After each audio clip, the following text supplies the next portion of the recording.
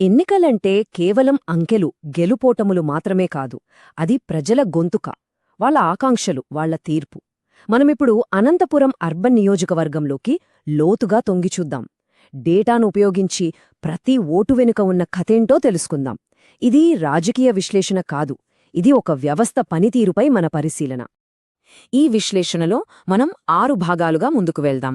ముందుగా అక్కడి పరిస్థితులేంటి, తర్వాత అంకెలేం చెబుతున్నాయి, సంబంధాలెందుకు దెబ్బతిన్నాయి, ప్రజల సమస్యలేంటి, మళ్లీ పుంజుకోవడానికి దారేంటి, చివరిగా పరిపాలనను ఒక సైన్స్లాగా ఎలా చూడాలి. ఇలా ఒక్కొక్కటిగా చూద్దాం పదండి. ఏ రాజకీయానికైనా పునాది ఆ మట్టి, ఆ మనుషులే కదా. అందుకే ముందుగా ఓట్ల లెక్కల్లోకి వెళ్లకుండా అసలు అనంతపురం వాస్తవ పరిస్థితి ఏంటో చూద్దాం. అనంతపురం కథ మొత్తం నీటి చుట్టూనే తిరుగుతుంది. ఇది రాయలసీమ. ఇక్కడ నేల ఎప్పుడూ దాహంతోనే ఉంటుంది. నీటి కొరత, సరైన ఉపాధి లేకపోవటం, మౌలిక సదుపాయాల సమస్యలు ఇవన్నీ ఇక్కడి ప్రజల జీవితంలో భాగమైపోయాయి. వాళ్ల రోజువారీ కష్టాలే ఓటును శాసిస్తాయి. సో ఈ నేల కథ తెలిస్తేనే ఓటర్ కథ అర్థమవుతుంది. ఇక్కడి జనాభా లెక్కలు చూస్తే కొన్ని ముఖ్యమైన విషయాలు తెలుస్తాయి. సుమారుగా 88% హిందువులు, 11% ముస్లింలు. ఈ సామాజిక కూర్పు అనేది పార్టీల వ్యూహాలను చాలా ప్రభావితం చేస్తుంది. అక్షరాస్యత కూడా రాష్ట్ర సగటుతో పోలిస్తే గమనించాల్సిన విషయం. ఇవి కేవలం అంకెలు కావు, రాజకీయ సమీకరణాలను అర్థం చేసుకోవడానికి మనకు దొరికిన ఆధారాలు. సరే, ఇప్పుడు అసలు విషయానికొద్దాం. ఎన్నికల ఫలితాలు. ఈ అంకెలు మన ముందు ఒకే ఒక్క పెద్ద ప్రశ్నను నిలబెడతాయి. ఇంత పెద్ద మార్పు ఎలా వచ్చింది? 12.15%.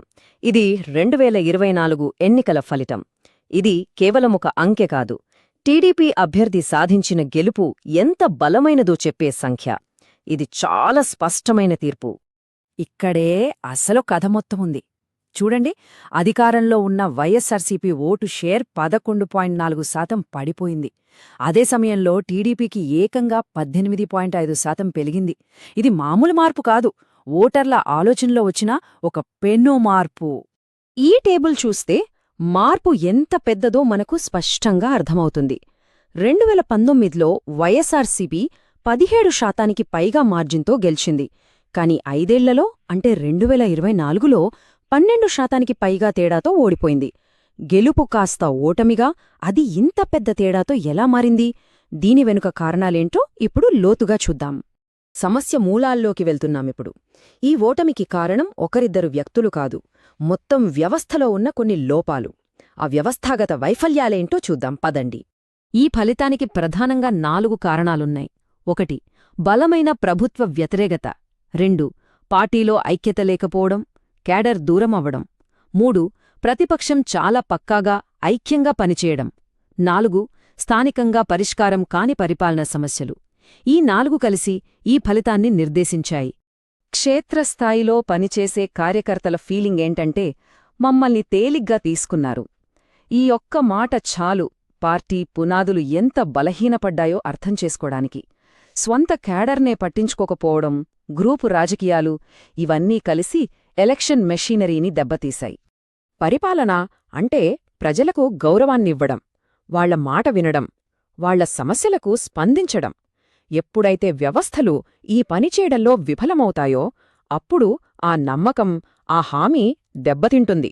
ఇది గౌరవానికి సంబంధించిన విషయం.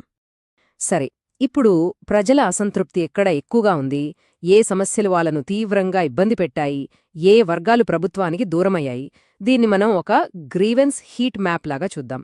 ముఖ్యంగా పెన్షన్లు. వృద్ధులకు, నిస్సహాయులకు అందాల్సిన పెన్షన్లు ఆలస్యమవ్వడం, సరిగా అందకపోవడం వాళ్ల నమ్మకాన్ని తీవ్రంగా దెబ్బతీసింది. వీళ్లు పార్టీకి చాలా కీలకమైన ఓటు బ్యాంకు. సంక్షేమ పథకాలకు నమ్మకమే ప్రాణం. అది పోతే పథకం ఉండి కూడా ప్రయోజనం శూన్యం. ఇక రోజువారీ సమస్యలు.